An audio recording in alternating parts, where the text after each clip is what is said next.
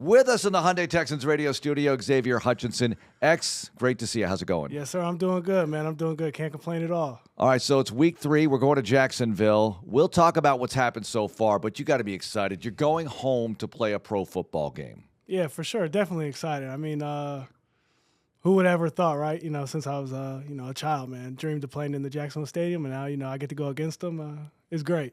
So old I am. His school didn't even exist until my last year of coaching there in Jacksonville. Really? Marcham Trail, yeah. And I remember we always used to say, man, if they can get some schools down St. Johns County way, because all at the time was Nice. Yeah.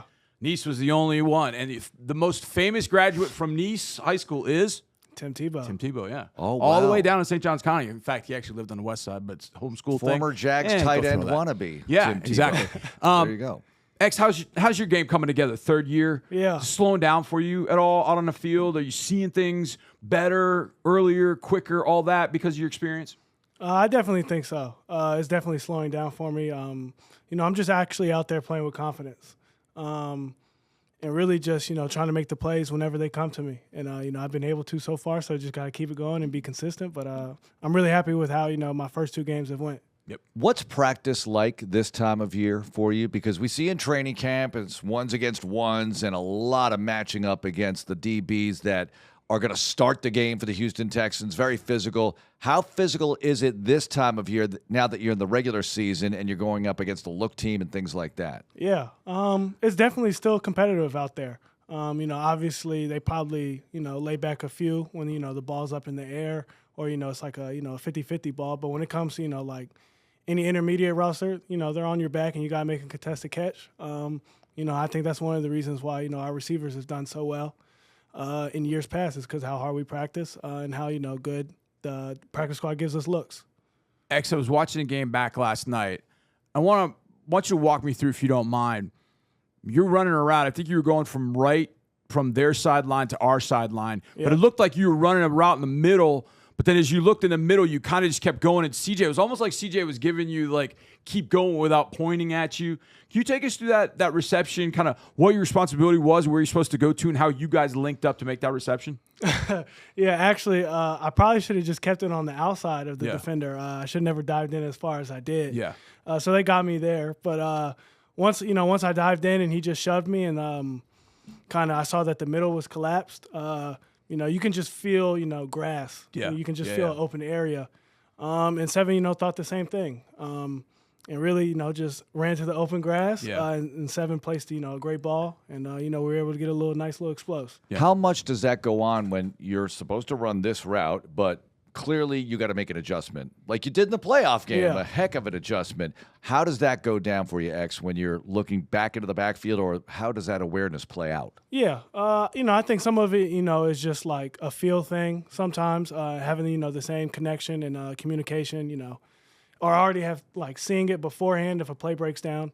But some of it's really just like, really scramble drill. Mm-hmm. Some of it, once you kind of, realize that your eternal clock has gone off in your head, you kind of, look back and you see maybe CJ running or maybe you see Seven just standing in the pocket. It's kind of, we have, our routine drills that we do to really just kind of make it happen. You have played every wide receiver position on the field. And I've said this to Mark. I've said it a few times, X. The fact that at practice, even training camp practice, I always see you, A, sprint to your position, but then you help everybody else get lined up. And I always say that because it's like, man, these receivers maybe not know what to do, but then they go to your side. You're like, no, you're off the ball. You're on the ball. No, you're here. You're wider. Where does that come from, Max, that you kind of know each and every wide receiver position like the back of your hand that you can help everybody else out there? Yeah. It took me a while to get there. Really? I had some struggles in, my first year, rookie year, like just learning, the formations and everything. Second year, it kind of slowly started to click for me. And then this third year, just like I said, just really confidence and, and just knowing everything and not second guessing myself. And really it just kind of, Ben kind of, Coach McDaniels really, he really tested me on knowing the positions. So, I give a lot of credit to him on, Yep. forcing me to, put my head in the playbook and understand, the concepts and our formations. Yep. DeMeco Ryans says the offense is really close to breaking through. Obviously, got into the end zone a couple of times on Monday night. That was much better than the game before. Looking for another step forward. How close are you? How do you feel in that department? You're closer to getting to where you want to be. Yeah, I think we are. I mean, I think, DeMeco hit it on the head, to be honest with you. We're very close. It's just the minor things right now that we have to fix, really just, trusting in everybody, trusting every play, and really just executing on the details. And, understanding that, if we just do these one little thing that we missed, it's probably a different ball game, and it's a different outcome on the play. You got a couple of Cyclone brethren in this, which I'm sure nobody out there knew that. Every time we talked about the receivers this year, we're like, okay, well, it's going to be Christian and it's going to be Nico and the Cyclones. We always kind of talk about, the three of you. How do you think the two rookies have done, Jalen Noel and Jaden Higgins? Great. I think they've done great. And you really just seen them progress, from training camp all the way until now. And, everyone's time is different. Everyone's going to grasp things a little bit different, maybe faster or slower. And, in their case, I think they're grasping things very fast. Yeah. And I think they're playing with confidence. And, I think that's the number one thing that you have to do as a rookie. Yep. You just have to go out there and play with confidence. You might make mistakes. Nobody's perfect.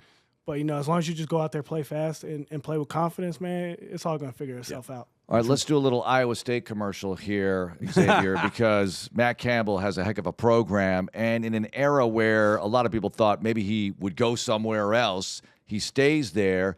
Jalen talked about how important that was to him. What about to you? What does it mean to you that he's still there and the Cyclones are doing so well? Yeah, I mean, Coach Campbell's just a man of his word.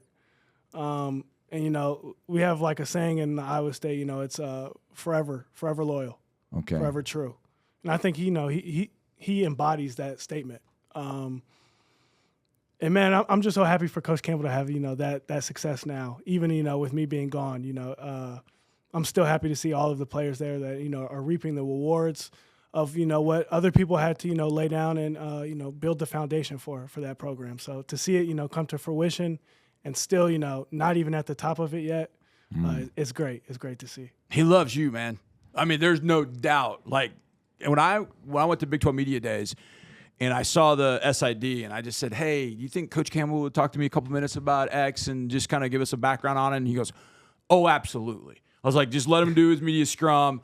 And we talked for 2 minutes on air, and then he went for like 10 minutes asking how you were doing, telling you that, how much you love. I mean, to have a coach that cares that much, yeah, I got to imagine that means a lot to the Iowa State guys as well. Yeah, it definitely does, man. It just, he always like said that, it's bigger than football with him. Yeah. And, like that little incident right there proves it, man. So like, it's so much love for Coach Campbell. It's so much respect for the man he is, the coach he is. And like, just to know that I always have him in, in my corner and he's always rooting for me. It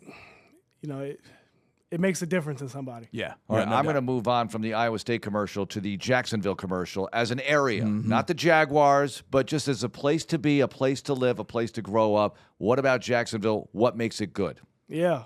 I mean, you can really get into anything you like, man. Obviously, you can go to Jacksonville, downtown Jacksonville. They be having little farmers markets there and stuff. Yeah. Obviously, Florida, we have beaches. Yep. That's a big plus. Yep.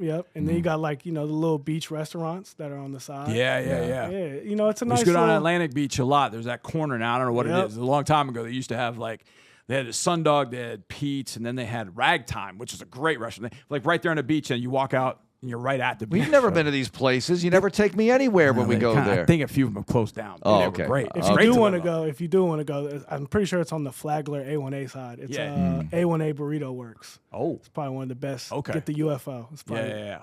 Do you fish like the other Cyclones? No. So you're not going to get involved with that competition. No, not at all. But you know what he does do? On Fieldhouse, you and I've talked about this a little bit. I'm going to put you to the test, okay? So they did this great thing. Now, it was you, and I can't remember who you were doing it with, and I think you did NFL. And they gave like a fantasy team roster. It was a quarterback, running back, 2 wide receivers, a tight end, and a defense. Current or all time? It was all time, I think. Yep. Oh, and so do they you know would your all-time They would players? spin A little bit. spin the dial. And then he would have to pick, okay, like Cowboys, and okay, I'm going to take running back Ezekiel Elliott. And so you build your team that way. So, Oh, not bad. all right, How much do you know college football? You know pretty well? Yeah, I know pretty Okay, well. all right, here we go. The So, history of. You got a quarterback, a running back, a wide receiver to flex. You can put anybody in a flex you want. Okay? All right. All right. So you pick it. We're going to start with Mark. Mark used to be the play-by-play man for the Miami Hurricanes. Give me your best Hurricane and where you want to put him. So it should be easy in Houston. Pick Andre Johnson. Yeah. Just do it. It's easy. Definitely Andre Johnson at the receiver spot. Okay, Andre Johnson. Okay. Now, Will's over there. He's a big Oregon guy. Oregon guy. Yeah, so you All got right. quarterback, running back, or flex. Give me D'Anthony. Oh, I know. I'll look Sprinter. Yeah, Yeah, D'Anthony Thomas. D'Anthony D'Anthony Thomas. Thomas. Yeah, Okay. D'Anthony Thomas. We'll put him at the flex. Yeah, we'll put him at the flex. Okay. That's a good spot for him. Now we are in Houston, Yep. but we have 3 Iowa State Cyclones. Yep. So we have quarterback and running back left. So give me your Iowa State Cyclone you want to put in here. Man. You know what? I'm actually gonna throw it like really far back. Okay. I'm gonna give a shout out to Troy Davis. Okay, that's a great one. Troy Davis is a good one. That's reaching back. Yeah. Okay, now we're in the state of Texas. Yep. Any state university, Texas State University for your quarterback. So that's A&M, Texas, Houston, Baylor, any state of Texas quarterback you want to put in. And he's gonna be like, like. Who you want. It can't be Drew Brees who played at Purdue. No, right? it's got to be who played All right. at a Texas university. Vince Young. I mean, man. Johnny Manziel. Andre Ware. There's a lot of good ones, man. know. I'm not even gonna lie to you. I'm thinking about a few right now. I definitely probably would have to go. Almost feels disrespectful not to go Vince Young. Okay. That's a Houston guy. Houston guy and University of Texas. All right. Andre will get over it. That was a long time ago. Vince Young, Troy Davis, Andre Johnson, Anthony Thomas. See? Yeah. All right. I Very like good. that. Very well Very done. nice. I appreciate that. Send all your That's friends. good. We'll play some more. I sprung that on you, so having to do that is pretty tough. So you did No, pretty well. definitely. I like appreciate it. that. I So, appreciate that. You know, All if you right. did that well, I figured you do this well. Very nice. Xavier Hutchinson joining us. Thanks a lot for being with us. Good luck this week. Yes, sir. I appreciate y'all, man. Thank you.